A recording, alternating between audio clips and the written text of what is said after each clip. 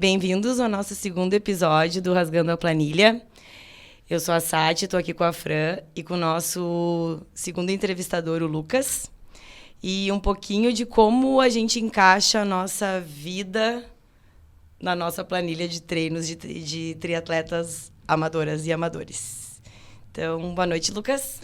Boa noite, obrigado pelo convite. Então, Fran, tem a palavra. Antes de mais nada, a gente queria que tu, agradecer por tu estar aqui e queria que tu te apresentasse, falasse da onde que tu veio, qual foi o teu primeiro esporte, da onde que tu onde que tu começou a interagir com os esportes, para as pessoas entenderem quem tu é. Tá. Meu nome é Lucas Preto, tenho 42 anos, nasci em Porto Alegre, sou filho de uma professora e de um empresário e comecei no triatlon, na verdade, em 2002, mas muito antes disso comecei no esporte e a minha vida inteira eu pratiquei esportes constantemente e meu sonho sempre foi ser atleta. Então, eu me lembro que quando eu era criança, eu variava as minhas profissões do futuro entre ser goleiro, ser tenista, Depois eu percebi que eu não ia ser goleiro, nem tenista e que nadava bem, então eu queria ser nadador. E persisti na carreira de nadador. Meu treinador da vida inteira era um treinador que foi marchador, ele foi atleta olímpico de marcha, foi campeão sul-americano de marcha atlética. Era um cara muito forte, tinha muita luz e me ensinou muitas coisas. E ele era triatleta também. Então eu cresci sendo treinado natação por um triatleta, o nome dele é Wilson Matos. E aí, a partir da natação, que era o esporte que, na verdade, eu tinha um pouco mais de aptidão, apesar de não ter sido Michael Phelps, eu tinha mais aptidão, eu comecei a frequentar diariamente um espaço onde o treinamento, a educação física e a luz de um treinador influenciavam toda uma comunidade. Então, eu me lembro de muito pequeno, assim, com 11, 12 anos, eu decidi que eu queria fazer aquilo. Que legal. Então, eu prestei vestibular com 17 anos apenas para educação física na URGS, passei. Na época ainda era nadador de travessias, fui campeão brasileiro de natação em águas abertas, categoria júnior. E em 2002, com 19 anos, comecei a treinar triatlon, dia 5 de março, dia 4 de março de 2002. E nunca parei. Começou cedo, né, Lucas? E começou cedo o triatlon? Pra época era cedo. E eu tinha uma vantagem, que eu era um bom nadador, né? Assim, nadador de nível bacana, assim, não era um super nadador, mas um nadador de nível bacana. E pro triatlon eu já conseguia sair no primeiro pelotão em qualquer prova olímpica do Brasil. A gente que sabe como é importante a natação boa. Importante. Nossa, a gente sofre, né? Não sabia, eu achei que tu vinha da corrida. Essa informação pra mim é nova. Eu sempre corri, porque o Wilson mandava a gente correr, o meu técnico, né? Então a gente corria em volta da Encol, eu gostava de correr. E como eu pratiquei vários esportes de futebol, ginástica olímpica, quando era criança, eu tinha mais facilidade de corrida e tinha facilidade para correr. Na verdade, dos 3 esportes, talvez eu tenha mais facilidade. E aí, enfim, já tinha uma comunidade grande para me ensinar. A gente sabe o quanto é importante, né? Tem o treinador, mas também tem aqueles líderes que te ensinam muitas coisas. Eu tinha maravilhosas pessoas ao meu redor, assim, que me apoiavam muito no dia a dia do treino. Então, eu já cursando educação física, trabalhando como técnico de natação da equipe Mirim Petis, do Caixeiros Viajantes, que isso eu comecei com 18 anos, 19 anos a trabalhar. Teve uma greve da URGS lá de 100 dias. E nessa greve eu entrei no lugar de um treinador que tinha saído.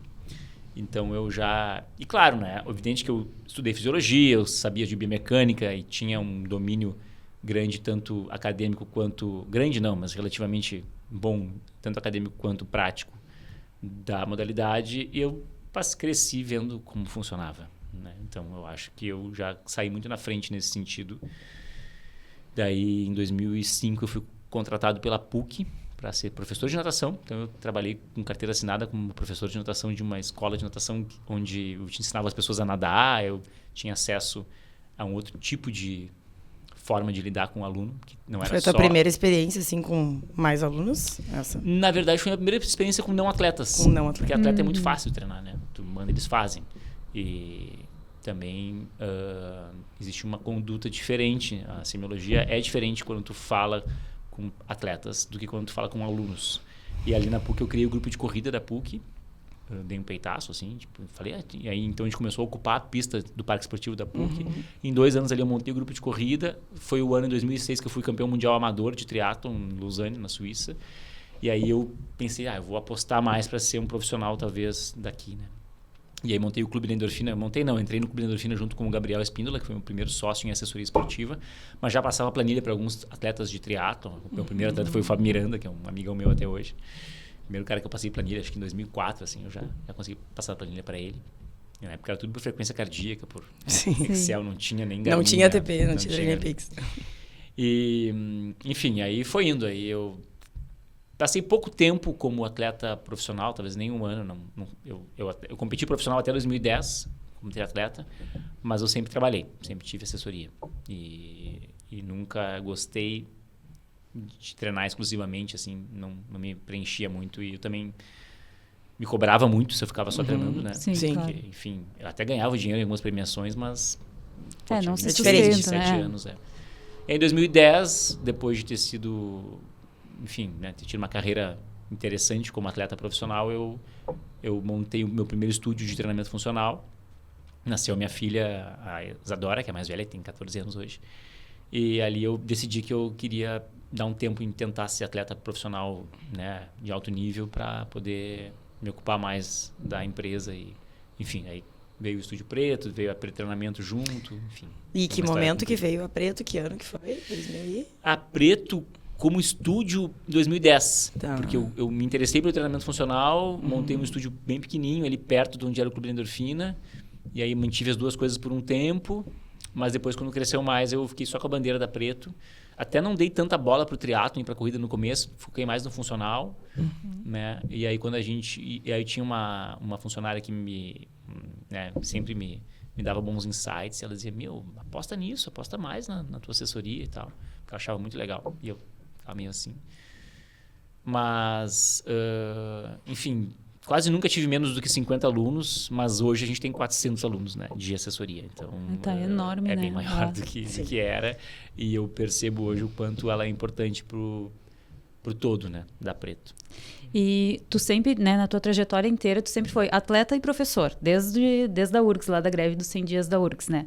Mas tu enxerga o teu histórico de atleta como um diferencial hoje em tu ser, né? O Preto, ele não é só o meu treinador. Ele é o meu treinador, mas ele é um atleta que eu admiro e que a gente acompanha, né? Assim, a tua trajetória mesmo antes de tu nos juntar, porque não sei se tu sabe, tu é responsável por nos unir, né? E tu acha assim que tu sente que faz diferença tu ter esse teu histórico triatleta, ou só a gente sente essa diferença, tu acha? Não, eu sinto, eu sei o quanto ele é importante como referência, e tanto assim, né, de eu emanar daquilo que eu tenho conhecimento, passei e vivi, que eu acho muito importante, quanto também das pessoas, às vezes, olharem e dizerem, aquele cara é muito bom, eu quero treinar com ele. Mas eu sei o quanto isso não é tudo, e a gente tem que tomar muito cuidado também para isso não virar só o que tu tem, né? Tem exemplos de vários atletas que têm altíssimo nível e não conseguem se desenvolver bem como treinadores. Eu acho raro, mas tem, né? E acho também que eu tenho que tomar um cuidado sempre para não trazer tudo para a primeira pessoa, né? Porque quando eu fiz, porque quando eu fui, porque cada um tem a sua história, cada um tem o seu jeito de lidar com aquilo, tem os seus limites, né?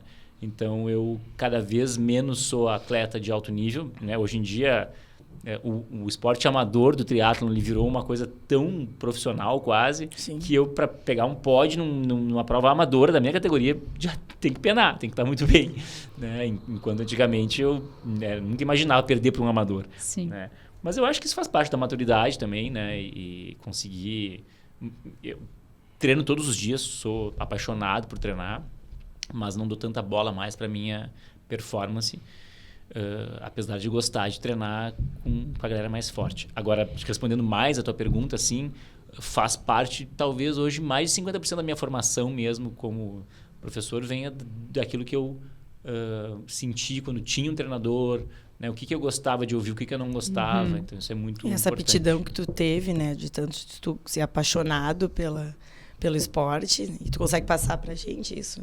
Sim. E o que a gente vê na assessoria é que os amadores, a gente treina, não vou dizer como atleta profissional, mas o nosso treino é muito parecido, né? Só que a gente trabalha. Então, acho que todo mundo que está ali gosta e treina bem, né? menos as pessoas que estão em volta, né? Tu vê, as pessoas gostam de fazer aquilo. Estão ali fazendo bem feito e de alto e felizes, nível dentro de alto nível, de uma possibilidade. Do seu nível. Isso, alto nível no seu nível. Isso eu queria... Então, eu acho que o perfil que procura acaba sendo muito gente que quer, enfim, desempenhar um pouco mais. Eu sempre gosto de dizer, né, para quem, eu não vou entrar, não estou preparado para entrar, eu falo, eu entendo perfeitamente que é difícil tu te sentir lento perto dos outros ou inapto perto dos outros, mas eu lembro todo mundo que ali todo mundo é amador, né? Inclusive os melhores, né? Exato. Então, tanto eu como o Luciano, que temos um nível mais alto, a gente é pangaré, né? Se for pensar, comparar com um atleta olímpico, né? E esse tempo eu estava conversando com o Kiko até, que é treinador novo, que é um treinador de alto nível, né? Ele treina atletas olímpicos, né? Ele estava super feliz, a gente estava voltando da Maratona de Porto Alegre e ele adorou aquele clima, né? Como é legal isso e tal. Eu acho tão legal o esporte amador, ele estava apaixonado por aquilo, porque ele está há muito tempo no esporte de alto nível, que é muito foda, assim, a pressão, né? É outro tipo de relacionamento com isso. Apesar de eu achar que a natação ainda tem um clima muito bom, e eu acho que ele tem um clima bom na equipe dele, é diferente tu poder lidar com uma coisa mais, enfim, que é só alegre, né? Quase, praticamente só alegre. E daí quando ele começou a falar isso, eu falei assim, tá bom, Kiko. Tu gosta, tu acha legal e tal, mas assim, a gente é tipo o artesão ali da redenção. Tu treina com os Van Gogh, tu dá treino pra né? Existe uma diferença e precisa existir o altíssimo nível, que eu tipo, pago pau, acho foda quem é atleta de alto nível. Esses dias eu até comentei no grupo, né, sobre a Vivi, que foi correr com a gente. Falei, essa guria que tá correndo com a gente, ela é uma nadadora que nada 1.500 para 1,4 de média. Isso é que nem correr 6 km rodando na pista da redenção a 1,4 cada 400. Tu não vê ninguém fazendo isso. Se tu vê um cara fazendo isso, ele é um fenômeno ali perto. Os melhores corredores de Porto Alegre conseguem fazer uns 6 mil ali rodando a um 8, um 9, um 10, os homens. Isso. Né? E ela é uma menina que correria 1,4 a volta, mas ela nada 1,4 cada 100, que é muito parecido. Né? E eu acho o esporte de alto nível arte pura, assim. E acho que a gente se inspira nisso, e a gente também tem a nossa arte, mas é diferente. É bem diferente. E, beleza, hoje, né, a assessoria, a gente vê que tem muitos atletas, né, e eu acho que uma coisa que é legal, tu trata todo mundo como atleta. Pelo menos quem é da nossa, né, quem circula ali mais conosco, pode ser que tenha alguns alunos ainda dentro da assessoria, mas grande parte é atleta. Qual é a importância, né, para um atleta amador ou para a gente que está ali no triatlo e que a gente tem toda uma vida por trás, a gente precisa organizar com a família, com o pet, com o trabalho, de seguir a planilha, de entender, falar com o treinador, né, exatamente o que está sentindo, o que não está sentindo, quais são as brechas que tem, porque às vezes pode ser que a gente entre junto e eu queira muito fazer o que a Sati faz, porque a gente entrou juntos e teoricamente a gente está tendo o mesmo condicionamento, mas eu não tenho o mesmo tempo que ela, eu não tenho a mesma força que ela, não tenho o mesmo tempo de recuperação, né? E qual a importância de sentar, organizar isso contigo para daí sim passar para um treinamento específico para mim ou mais próximo disso, né? Então, essa pergunta é ótima, porque na verdade a primeira coisa que a gente faz é entrevistar o aluno e aí nessa entrevista que quase sempre sou eu que faço. Então eu passo, na verdade, o dia entrevistando gente, tanto corredor quanto triatleta. O triatleta exige uma entrevista maior. É assim, muito calmamente eu vou fazendo uma consulta com a pessoa para saber qual é o estofo dela, né? Se ela já correu, se ela já nadou, se ela sabe pedalar, se ela pedalou na infância, se ela correu na infância, se ela, né? Qual é o tempo que ela tem disponível, né? Uma hora eu acabo perguntando se a pessoa tem filho, se não tem, eu acabo perguntando se a pessoa tem tempo, se não tem, né? Tu também tem que saber o quanto a pessoa pode investir, porque é um esporte caro. Então, eu quero comprar uma bicicleta. Eu falo, de 5 a 100, né? Exato. É grande, né? Tu pode comprar uma bicicleta de 5 mil ou uma de 100 mil. Eu sempre tento puxar para mais para baixo, mas isso também está nessa conversa. Então, a importância de seguir a planilha, ela é muito relacionada também ao cuidado, né? Porque a planilha ela tem um ritmo, né? Um dia é mais forte, um dia é mais fraco. Tu não pode pular muitos treinos e fazer logo aquele que é o mais difícil. E a especificidade, ela é fundamental, né? Principalmente com relação mais a volumes do que a intensidades. Mas também tem a coisa de que a gente faz vários treinos de pessoas que têm nível parecido, bem parecido, para a gente poder ter um grupo. Claro, né? Então, segunda-feira, que é aquele corre-caminha, para mim, correr a 6x1 é 110 batimentos, eu corro junto. Para fulana, sei lá, é 150, 145. Então, a gente tem que ter dentro desse espectro imenso que é a variedade de capacidade orgânica de cada um, alguma coisa que dê para juntar também. Mas a especificidade, né, o que é a planilha individualizada, ela é em cima da disponibilidade, basicamente, de tempo de cada um. Não é tão em cima da capacidade orgânica, porque a pessoa que faz triatlon em, sei lá, 6 meses, todo mundo tem mais ou menos a mesma capacidade de treinar 10, 12, 14 horas por semana. Sim. Mas a disponibilidade de tempo é diferente. Né? Então, eu, por exemplo, tenho uma história assim, tem uns amigos meus que treinavam com um treinador que era muito rígido. E ele passava 3 horas de rolo na terça-feira de manhã. Meu Deus. E aí os caras diziam assim, olha só, não posso fazer 3 horas de rolo terça-feira de manhã, não consigo, não cabe na minha vida. Então te ferra, é isso aí. E eu digo, olha, o cara é um amador, né? Ele não vai ganhar com isso, né? Ele tá fazendo o que ele gosta. Ele tá dizendo que ele não pode, entendeu? Então a gente vai fazer uma hora e meia de rolo e 1h20 de rolo, né?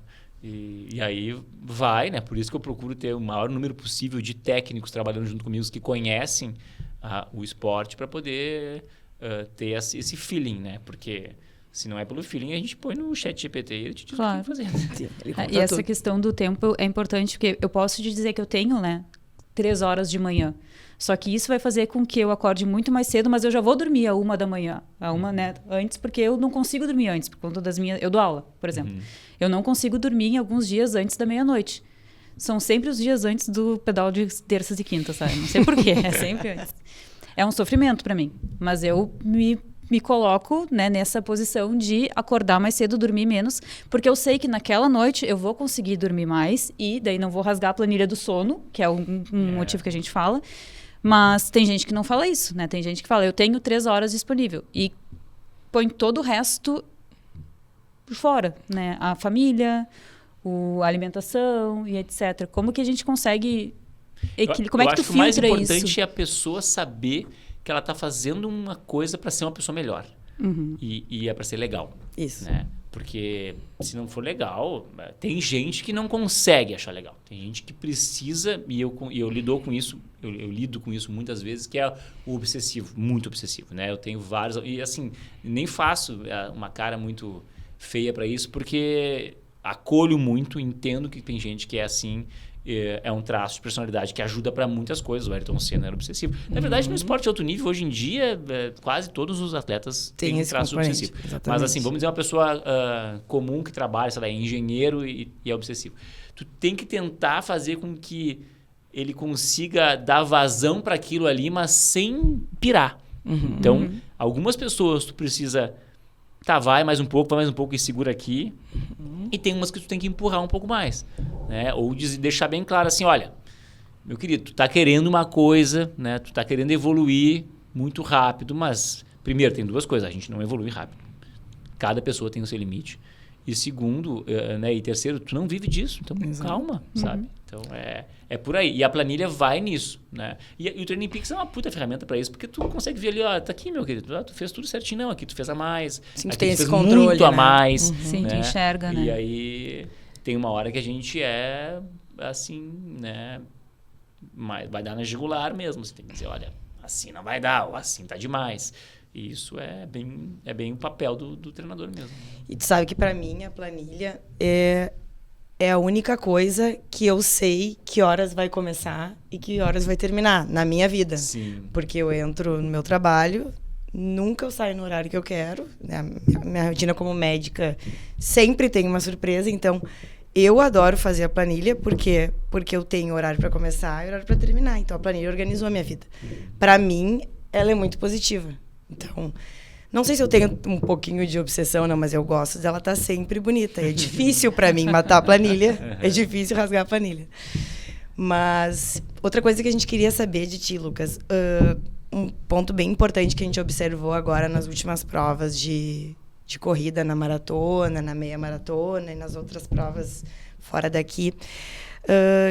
Alguns alunos, o que tu faz com esses alunos que fizeram tudo direitinho o ano inteiro, durante todo o ciclo, e um pouquinho antes da prova eles tiveram algum contratempo, uma lesão, principalmente uma lesão ou algum compromisso, não vão fazer a tão esperada prova deles. Como que tu lida com essa frustração, com esse sentimento de perda ou de, né, como é que eu vou dizer? De não conseguir. Falha, né? De não conseguir. Fracasso. Fracasso. Fracasso é uma palavra forte, imensa, né? Até tem uma história sobre fracasso depois que eu posso contar. Mas assim, eu sempre lembro as pessoas de que não é a última vez que elas vão estar fazendo isso, né? E isso pode acontecer, é comum que aconteça, porque o estresse é alto, a gente coloca muita coisa, e às vezes, realmente, quando tu baixa o estresse, quando tu começa a polir, é que vem a lesão ou a doença, muitas vezes a doença, né, que é tão grave quanto uma lesão, é tu ficar, sei lá, pegar Covid ou ter uma influenza na semana da prova. Mas o mais importante sempre é acolher a pessoa, né, e ouvir ela, falar coisas que amenizem a dor, porque dói, né? Tu te frustrar, assim, tu fez tudo aquilo. Sim, né? Uma dor sentimental, não é só uma dor física. E também lembrar, assim, que o caminho, super clichê falar isso, mas o caminho é importante. Então, a pessoa treinou, pô, tu não jogou aquilo fora, teu treino foi legal, chegou no dia, tu não conseguiu, tu sentiu uma dor, teve uma cãibra, tem vários fatores, tudo é aprendizado. Tem muitos anos da vida para fazer isso ainda. Diferente de, sei lá, uma Daiane dos Santos, por exemplo, que chega na Olimpíada, quando era o mais importante, pisa fora, perde a medalha, sabe? Aí é foda. Um esporte de alto nível é muito complexo. Mas, assim, para quem usa o esporte como uma ferramenta de crescimento pessoal, muitas vezes esses insucessos, eles são importantes também. São tão importantes quanto os sucessos. Tem uma vez que ano passado, 2022, foi a última vez que eu treinei a Vera, assim, sabe? Eu estava muito bem como amador, acho que foi meu auge, assim. Cheguei a ficar em quinto no geral numa prova nacional no Paraná, corri meia maratona para 1:19 no Iron, no meio Iron, estava super bem. E aí no Ironman Brasil choveu, e aí no quilômetro 175 estava fazendo o melhor pedal que eu já tinha feito até hoje, ia beliscar ali, talvez um top 3 na categoria, que já é difícil no Ironman Brasil. Arrebentou minha corrente. Que assim, em 20 anos de triatlon, eu tive 2 correntes arrebentadas. Arrebentar a corrente é muito difícil. E eu fiquei 10 minutos parado, no frio, na chuva, foi rápido até que veio o mecânico. E aí a minha prova cagou, sabe? Tipo, porra, já saí pra... Meus filhos estavam lá, a Roberta estava lá, na chuva, de guarda, sabe? Choveu o dia inteiro naquela merda daquela prova. E aí eu terminei para, sei lá, 9:09, não me lembro quanto é que foi meu tempo. Eu queria muito baixar de 9 horas de novo, não consegui. Fiquei chateado. E aí conversei com um amigo meu que é psiquiatra, que é meu melhor amigo, e ele me disse, e eu falei, depois do meu fracasso no Ironman Brasil, ele disse, fracasso não, foi um insucesso. E eu falei, melhor essa palavra me abraçou, né? Porque fracasso bonito, né? Foi bem. A gente busca o sucesso, às vezes não tem, né? Então tem essa diferença, né? Entre o fracasso e o insucesso. E eu sempre oriento os alunos a isso, né? Agora, em Chicago, teve um aluno meu que mandou um áudio depois, que ele tinha o plano A, que era baixar de 3:10, e ele estava treinado para isso. E quando ele viu que não ia dar, ele foi para o B, e ele foi continuando a prova. E até que ele achou o plano C, que era terminar, D, que era terminar. Então, a gente pode ir negociando com a gente dentro da prova mesmo. Eu sempre tento fazer com que as pessoas não desistam, né? Claro, não sei se é uma coisa que vai colocar em risco a saúde das pessoas. Né? No teu caso, eu acho que a gente, né, tu na tua maratona, a gente manejou bem ali. Manejou bem, né? muito bem. Certamente, tu fez o melhor possível pro dia, e fez um provão. E eu me lembro que tu me perguntou, né? Vou andar de kite 2 semanas antes. E eu pensei, porra, o que eu faço? Que não ele sei diz? desse esporte. Né? Tu vai ser bom pra ti. Eu Deve ter sido ótimo, né? Vai ser pra quem bom não pra sabe, ti. a Sati resolveu 2 semanas antes da maratona de Porto Alegre, ela estava super bem treinada, passar uma semana andando de kite. E aí não foi tudo como a gente esperava. Mas foi muito tava importante. bom andar de kite lá, né? Tava maravilhoso. Mas foi muito importante esse nosso período de conversa de tu ter me dito. Não, é isso. Quais são as condições que tu tem? E eu acho que eu fui muito preparada para minha prova e eu fiz uma prova muito feliz. Sim. Eu nunca imaginei que eu ia achar a maratona uma coisa legal. Claro. Eu fiz feliz, sofri, sim, todo mundo sofre, a gente já conversou, né? Sim. Mas eu vou te dizer que o meu sofrimento foi uma coisa assim, tô quase chegando. Foi muito bacana. Então, acho que essa nossa conversa foi bem positiva, assim, bem legal. Eu acho que isso é uma coisa que os treinadores, em geral, e donos de academia, e personas, e pessoas de sala de academia, elas precisam se dar conta. Tem um outro amigo meu também, que é da área da saúde mental, e ele me disse assim, me lembrou isso, né? A primeira vez que tu chega num lugar para fazer uma coisa nova é um momento muito significativo para ti. E o que as pessoas te dizem nesse primeiro dia e como tu te sente, isso fica registrado, digamos, eu vou usar a palavra trauma, porque tu te lembra da primeira vez que tu foi no estúdio, que tu treinou lá, tu lembra da primeira vez que tu foi na pista e como é que tu te sentiu lá. Então, assim, o que eu procuro fazer, o que a cultura da Preto é tentar fazer com que os treinadores se deem conta, porque isso vira uma coisa rotineira, né? Assim, da força das palavras deles. Né? Então, às vezes, a gente magoa uma pessoa por uma vírgula que a gente põe no lugar errado, uma pausa muito longa que a gente dá para dar uma resposta. Então, é muito bom a gente estar com um machado bem afiado para poder ser muito íntegro quando a gente for lidar com isso, né? Não criar ilusões e nem criar e nem lidar com a autoestima de pessoas que às vezes têm uma autoestima mais baixa ou estão muito vulneráveis naquele que qualquer naquele palavra lugar. pode impactar de uma forma assim, diferente. Eu ainda continuo errando, já errei várias vezes, mas eu acho que eu erro cada vez menos, né, em relação a isso. Um feedback de quem é tua aluna, né? Eu me lembro até hoje, quando eu te perguntei se tu achava que eu ia conseguir correr 21 quilômetros. Sim. Em novembro, acho, do ano passado, foi a Poa Day Run, foi em novembro, eu acho, né? Eu sempre odiei correr. Em novembro fazia, sei lá, 4, 5 meses que eu tinha efetivamente começado a correr. Tinha ficado 15 dias na Austrália, sem fazer absolutamente nada. Cheguei e perguntei, tu acha que eu vou? E tu falou, eu tenho certeza que tu consegue. E eu fui lá e fiz. 7 minutos abaixo do que a gente tinha planejado. Sim. Só porque eu falei, eu vou baixar de 2. Não consegui, né? Fiz 2. Fiz em 2 horas. Mas é muito importante essa tua confiança no aluno, assim. A gente já conversou sobre isso, né? Essa tua palavra é muito importante para nós. Não, tu vai conseguir, tu te sente capaz. Assim como também é importante dizer que não vai, né? Claro. Exato. Tem gente que aparece assim e não vai tem dar. Uma história muito clássica que é uma aluna que chegou, 15 anos atrás, e aí ela chegou, sei lá, em agosto de 2010 e me disse, não, eu queria fazer um Ironman. Eu falei, o que tu faz? Não, eu fui assistir o Ironman e eu fiquei emocionado com a chegada e tal. Mas o que tu faz? Eu corro, sei lá, 40 minutos, não sei nadar e tal. Coitado. E daí eu falei, tem passos, né? Tem um sprint, vamos começar a treinar e tal. Daí eu fiquei falando com ela, uma mulher inteligente. Fiquei falando com ela assim, depois quando eu vi que ela fez umas pausas, me olhou assim, eu olhei pra ela e falei, tu já te inscreveu no Ironman, né? Ela, já me inscrevi. Tipo, ela assistiu o Ironman num ano e se inscreveu no outro, né? Corajosa. E de fato ela não conseguiu fazer, ela não fez. Sim, claro que no não, meio né? do caminho. E tem um fenômeno agora, que não sei se você sabe, mas tem um influenciador político que posta direto sobre Ironman e fala que faz e incentiva as pessoas a se inscreverem. E esse ano eu tive 3 ligações de pessoas que não faziam absolutamente nada e queriam fazer. E estavam inscritos no Ironman de Estoril, que é o que o Marco vai fazer até esse fim de semana. E aí, para essas pessoas eu disse, olha só, cara, não dá. Entendeu? Que tu sabe, tem uma bicicleta, tipo assim, 6 meses, sabe? Tu não tá no Big Brother, tu não é uma coisa... Assim, talvez tu consiga terminar como se fosse uma corrida de aventura, né? Fazer 17 horas, um Ironman, para alguém que corre 10 mil para 50, talvez dê. Mas eu não treino pessoa assim. Eu não quero, sabe? Sim, qual é o sentido dessa pessoa? Qual é o objetivo dessa pessoa fazer isso? E por quê? E o risco, exatamente. Trabalho que dá uma pessoa dessa. Exato. Tipo assim, tu precisa, tu quer fazer isso? Então contrata um cara para sair contigo e te ensinar como é que clipa a sapatilha. Todo um processo que leva 2, 3, 4, 5 anos para tu ter com quem não tem nenhuma vivência no esporte, é gerente de um hotel. Né? Porque a pessoa não viveu, não está vivendo ali o triatlo em si, né? Ela quer viver o Ironman, né? Ela quer chegar, ela não está vivendo o caminho. Exato, ela quer fazer um marco. Eu fiz, eu consigo. Quer ter uma medalha, isso aí. Todo mundo tem um pouco disso, mas não pode ser só isso. Né?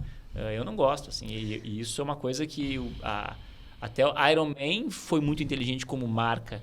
Ela mudou, a marca era Ironman e Half Ironman, né? Ironman e meio Ironman. E ela mudou para Ironman 70.3. Então, com isso, a procura pelo Ironman Full foi diminuindo, porque a pessoa que faz um 70.3 também não é um Ironman, né? É um Ironman. E o Ironman chegou no 70. Que bom, melhor para que também é uma prova, né? Super difícil. Super difícil. Mas não é um Ironman. O Ironman é muito mais difícil. É uma prova, tem que correr uma maratona depois de pedalar 180 quilômetros. Relembra para quem não sabe as distâncias, assim, o que é um meio Iron, o que é um Iron. Tá, então vamos começar pelo princípio. Iron, Tem o Olímpico, né, que é o que originou o triatlon, que é 1.500 nadando, 40 pedalando com o vácuo, ou seja, tu usa uma bicicleta speed e tu pode usufruir do vácuo. Então é uma outra dinâmica de prova. Tu tem que ser um super nadador para ser um atleta olímpico de alto nível. Tem que nadar 1.500 aí abaixo, um homem abaixo de 16:30, uma mulher abaixo de 18 minutos. Meu Deus. Nem nascendo de novo, eu acho. E no sprint. E geralmente o pedal é mais no plano, ou seja, não faz tanta diferença hoje em dia nas provas da ITU. Que é isso que a gente tem o Miguel Hidalgo, que é o maior atleta do Brasil hoje na modalidade. Depois corre 10 km, os caras correm para 28, 29. Então, 1.540-10 é o Olímpico, tem 750-25 que é o Sprint, que é super legal, todo mundo pode participar. Aí tem o meio Ironman, 1.900 nadando, 90 pedalando no clipe sem vácuo e 21 correndo. E o Ironman, que é 13.800, 180-42. Né? Lembrando que a Ironman é uma marca, ela é um evento que já começou como marca, um fenômeno super americano do esporte, né? Que é super bem gerido, que é muito legal, mas não é um esporte olímpico. Né? Justamente por ser de uma empresa, como é o UFC, como é, enfim, outros esportes. Empresa. E é uma febre, coisa. Né? As pessoas tatuam o Ironman no corpo. Como tem aumentado essa procura para essa deslumbre, assim, o pessoal deslumbrado pela marca, talvez. Aí eu já acho que é a crise dos 35, 40. Porque ou casa e tem filho, ou vira Ironman, né? Ou compra uma bicicleta. Ter filho e fazer Ironman. Pode. É a crise. Temos exemplo aqui. Não, tem muitas pessoas que conseguem se organizar bem. É super difícil. Isso é uma coisa que eu lembro sempre, né? É difícil. Não é achando que é fácil. E eu falo também o quanto a pessoa tem que ter consciência que é difícil e tem que se organizar com a sua família, quem tem, né, as mulheres que são casadas, com homens que não praticam triatlon, os homens que são casados com mulheres que não praticam, gera um certo estresse. Mas, às vezes, também dá vazão para um super desejo que, às vezes, a pessoa tem com a cidade que coloca ali. É melhor do que estar bebendo no bar todos os dias, ou sei lá, apostando em bets. Né? Exatamente. Porque é muito mais do que só organizar o horário do treino, né? Tem que mudar, tem que ter uma mais consciência na alimentação.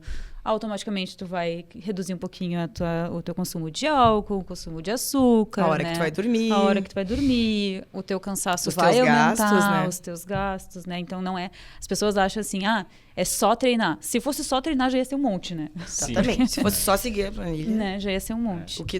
O mais difícil é botar a vida em volta da planilha, às vezes. Né? E assim, eu vou dizer, sinceramente, as pessoas têm muitas vezes um ciclo no triatlon. 3, 5, 8 anos, né? Tem pessoas que perduram muito, mas não são muitos, são de 20% a 30%, mas depois que elas já fizeram um Ironman, 2 Ironmans, 3, né? Foram para Kona, chegaram assim, correram todo aquele percurso do triatleta amador, elas continuam fazendo esporte. E mudam um pouco as metas. Eu não quero mais fazer Ironman todos os anos, 2 vezes por ano, mas eu quero continuar pedalando, quero continuar correndo. Então, é muito raro. Equilibram mais, se organizam melhor. Então, tem uma hora que tu dá um pouco mais de foco e vai. E depois tu vai priorizando te mantém no grupo ali. Tu tem teus amigos que tu faz. Eu vi gerações de amizades dentro da pré-treinamento, de vínculos afetivos serem criados, né? Porque correr com uma pessoa 1 hora, né? Tem que escolher bem. Eu escolho bem, eu não saio correndo qualquer coisa maluco. Né? Tem que escolher bem. Vai passar 1 hora correndo com uma pessoa, tem que ter um assunto bom, né? Tu não vai estar olhando o celular, tu vai ter uma atenção quase plena. Às vezes tu pode ficar mudo, mas tu vai... Tem que estar se sentindo bem. E tu tem intimidade, né? Isso, claro. Num ciclo. Uma intimidade boa, às vezes, né? Tu acaba te surpreendendo, né? Com os colegas. Exatamente. E, Lucas, seguinte, outra coisa que a gente gostaria de saber... O que tu diz assim para as pessoas, o que esperar da assessoria? O que esperar quanto ao que tu vai receber ou vai evoluir lá dentro? Então, o que eu sempre falo, né? Assessoria é uma assessoria, ela não vai preencher todas as tuas lacunas, mas dá para preencher muitas. Então, o principal é assim, a assessoria está aí para dizer o que tu tem que fazer, né? Se a pessoa não te diz o que tem que fazer, tem uma falta. Pô, mas eu não sei o que eu tenho que fazer hoje. Então, a assessoria também tem que tirar dúvidas, mas ela não vai tirar dúvidas para 3 vezes por dia em 5 áudios de 3 minutos cada um. Né? Aí tu tem que contratar um serviço mais específico. Tem pessoas que fazem isso, mas tu consegue atender, sei lá, 20, 30 pessoas assim. Então, dá preto, o que a pessoa espera? Atenção à planilha, cuidar das métricas, saber como é que está a frequência cardíaca da pessoa no treino, como é que está o volume dela na semanal, né? Respostas diárias, né, sobre questões que são realmente relevantes, né, que não é uma coisa assim, muito... Putz, às vezes tu tem questões assim que ultrapassam o limite daquilo que tu pode ajudar a pessoa. Onde é que eu compro um tênis? Aí tu recomenda. Mas tem esse. Cara, eu não vou fazer pesquisa de mercado sobre que tênis vai servir pra ti. Desculpe, sabe? Daí, não dá. Até porque a gente tem um grupo que discute, né? Cada Isso, semana então, a gente tem discussões. O grupo também se ajuda. Né? Então, às vezes, a pessoa coloca ali, a gente tem um grupo mais fechado, que só a gente fala, né? Senão vira baderna, e tem o galhofa ali onde todo mundo fala, a pessoa pergunta uma coisa, como é que eu faço para achar um cinto de número? Aí não preciso nem responder, já tem a inteligência do grupo ali funcionando. Mas a assessoria é para dar organização no treino, né? Então a gente tem treinos orientados todos os dias, para dar respostas importantes para os alunos e para dar um norte, né? Sempre um norte, para incentivar, tem essa prova, tem aquela prova, não tem aquela outra. Mas, assim, o que a gente erra também, a gente como treinador às vezes falha, né, e deixa a pessoa talvez, né, cada vez menos, mas assim, com uma lacuna que talvez possa ser preenchido. Mas o mais importante é quem está ali nessa posição, às vezes, de se sentir talvez menos olhada, porque se doa menos, ou porque é um pouco mais introvertida, a pessoa poder dizer, olha só, eu queria que melhorasse isso, sabe? Isso é uma coisa que eu adoro, assim. Sempre que algum aluno me traz algum incontentamento, eu procuro agradecer e dizer, olha, obrigado, realmente a gente pode melhorar nisso, naquilo. A não ser quando é alguma coisa assim, tipo, a pessoa fez tudo errado, tudo que tu disse, ela fez B, depois ela vai e bota a culpa em ti. Aí dá vontade de mandar tomar no cu, mas eu não mando, sabe? Tipo, cara, eu te avisei, né? Porque tem aquela coisa, tu pode aprender ouvindo, né? E como tu pode aprender sentindo, né? Então, às vezes tu fala pra pessoa, assim não vai funcionar, assim não vai dar, se tu continuar assim, tu vai te machucar. A pessoa se machuca e agora tu aprendeu. E é legal que os nossos treinos, eles ficam registrados nesse sistema. Que eu tava, retrasado, tava viajando e o Lucas me conhece um pouquinho, sabe? Que eu gosto de correr, que eu tava viajando e eu ia correr. Aí eu tava terminando meu treino, tinha corrido 4 dias seguidos, né? Tava louca pra voltar e só recebo meu celular. Oi. O oi é muito Tu tá correndo todos os dias. Eu pensei, mas como é que ele sabe? Eu olhei pro lado, da onde surgiu, né? Daí tu olha assim, tá lá, tá me cuidando, né? Então isso é muito bacana, isso eu acho bem legal. A gente tem que saber também, né, qual é a liberdade que a gente pode ter para pessoas, então também tem essa coisa, né? Às vezes tu fala A para João e João fica super feliz, tu fez o mesmo A para Pedro e Pedro fica puto com aquilo. Então, isso faz parte também da nosso amadurecimento como ser humano, os treinadores, poder entender que nem todo mundo vai reagir da mesma forma, às vezes, ao jeito como tu fala, né? Então, isso é importante, né? Porque a gente é uma figura de referência, existe uma transferência, né? Às vezes a pessoa tem uma relação lá com seu pai, com seu ex-professor, ou com o esporte mais difícil, e a gente pode virar um gatilho para a pessoa ficar emputecida e aumentar o trauma, né? Tomar cuidado com isso, porque gera, né? Gera. E isso é uma coisa bem interessante, porque o que eu queria dizer, porque que eu fui treinar contigo, né? Assim, além de te admirar como atleta, como pessoa, e ter coisas parecidas comigo, assim. Uma pessoa que gosta de competir, uma pessoa que gosta de treinar, mas uma qualidade muito importante tua, assim, que eu acho interessante é que tu gosta de pessoas, né? E eu gosto de pessoas, eu gosto de trabalhar com pessoas, gosto de saber o que aquela pessoa está sentindo, a história dela, e eu acho que isso diz muito de como tu treina, né? Tu sabe que dar um exemplo, né? Que o Tomás segue a planilha direitinho, bem bonitinha, né? A gente já conversou sobre isso. Mas tu sabe que outras pessoas, né? Que eu também não sei, mas não vou dizer. Francis, não sei. Vai, pode falar, não tem problema. Que a nossa colega Francis, às vezes ela resolve, vou fazer 25 e vou avisar o treinador depois. Então a gente sabe que ela tá agora aprendendo, mas ela aprendeu. Eu aviso antes agora. Mas a gente sabe que tem, né? Eu acho que esses dias um colega nosso, ontem, que foi dia do professor, né? O Marco, que é um baita professor, o Marco Vargas, escreveu sobre ser professor, e ele escreveu uma coisa muito legal, que ele escreveu assim: o professor é aquele que se importa com o outro, né? E eu sou filho de uma professora, e a minha mãe sempre trouxe histórias dos seus alunos, né? Minha mãe é professora de biologia nos anos 90, chegava com um calhamaço e, aquele aluno tá me dando trabalho, então eu não queria que ele rodasse e tal. Claro que é diferente a relação um pouco, né? A gente é obrigado a estudar em colégios e é mais difícil ainda ser professor de colégio, né? Porque vocês escolhem, né? E o Matheus Evangelista sempre fala isso. Ele é mais duro que eu, às vezes. Ele fala que ele está em cima da borda, ele olha para quem está reclamando e fala: eu não tenho pena de nenhum de vocês. Todo mundo escolheu. Eu até tenho um pouco mais de pena, talvez, do que ele, mas eu me importo, né? Eu me importo de fato. E acho que gostar de pessoas tem a ver com se importar com as pessoas. Tem pessoas que são insuportáveis, chatas pra cacete, mas mesmo assim eu me importo. Então, também esses dias uma pessoa me escreveu um texto me elogiando, dizendo que eu gosto que tu gosta das pessoas, mesmo que tu não gosta muito. e evidente que a gente tem pessoas que a gente se assemelha mais, né? Sim, eu tenho os meus preferidos. Não é meu atleta preferido, meu amigo, porra. Claro. O cara nem é Criou o cara uma relação, melhor. né? Eu tenho mais vínculo, quero correr com ele, quero pedalar com ele. Muitos nem são mais assessoria, eu continuo querendo pedalar com eles. Mas o importante é se importar com todo mundo, né? E saber que eles se importam contigo. Então, a nossa caminhada tem que ser muito inteira. Eu me analiso, faço 2 vezes por semana terapia e isso me ajuda muito, né? Me ajuda a colocar ali os meus problemas para depois, quando eu estiver perante os outros, que meus nós estejam mais desatados, assim. Isso ajuda bastante. E eu acho que é isso que a gente cria ali, né? Entre os nossos colegas, entre as panelas e os grupos. A gente tem um grupo que se gosta, né? Que faz coisas junto, fora daquele ambiente. E tá ali pelo mesmo objetivo. Eu sempre falo, né? Eu odeio, assim, tem um monte de academia que fala, família fulana, família. A gente não é família. Família é um saco, já tem a tua, né? A gente é obrigado a ter. Não tem nada de família, isso aqui é uma empresa, tá? Eu não sou pai de ninguém, não sou mãe de ninguém tem irmão aqui, tá? Né? Então, assim, não é família, não tem evento toda semana.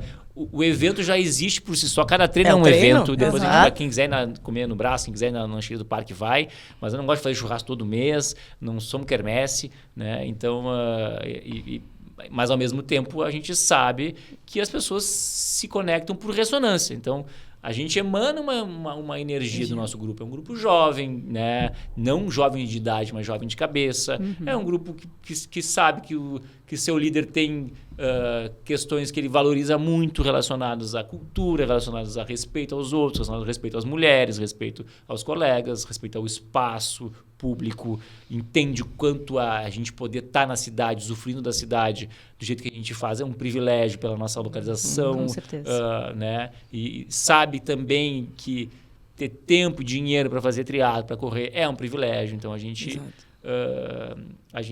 é feliz dentro disso e não quer humilhar ninguém. Exato. Né? Então, esses dias, um aluno meu, que é um querido, está morando no Canadá agora, ele me contou, ele foi almoçar lá em casa e me contou, quando eu entrei na Preto, meus colegas de trabalho, que ele é da área da criação, se arriaram um monte de mim, que eu tinha virado playboy. E aí eu falei para ele, e eu brinco muito com isso, né? Porque a gente tem também, em Porto Alegre, a gente é uma das assessorias mais caras e a gente está localizado no Moinhos de Vento, né? Mas não é essa a nossa vibe, entendeu? A gente tem uma vibe de curtir, de gostar daquilo ali, né? Independente se a pessoa tem uma bicicleta de 100 mil ou de 10, o importante sempre é o que ela entrega como ser humano, né, como presença. E isso o esporte deixa sempre bem claro, né? Não adianta ter tudo de bom, não vai resolver. Na hora que a linha ali e entra na água, todo mundo é igual. Todo mundo é democrático, né? Aí tu falou que a gente está no Moinhos de Vento, né? Eu preciso estar em Porto Alegre para ser aluna ou atleta do Preto? Não, isso também é bem importante falar, já que a gente está aqui para também fazer um merchan. Claro, né? Aonde te acha? Por favor. Dos 400 alunos hoje, 380 que a gente tem pagantes, vou te dizer assim que uns 250 estão em Porto Alegre, 130 estão fora, ou no interior, ou em outra cidade, ou em outro país. O Training Peaks é uma plataforma que tu consegue passar treino em qualquer lugar.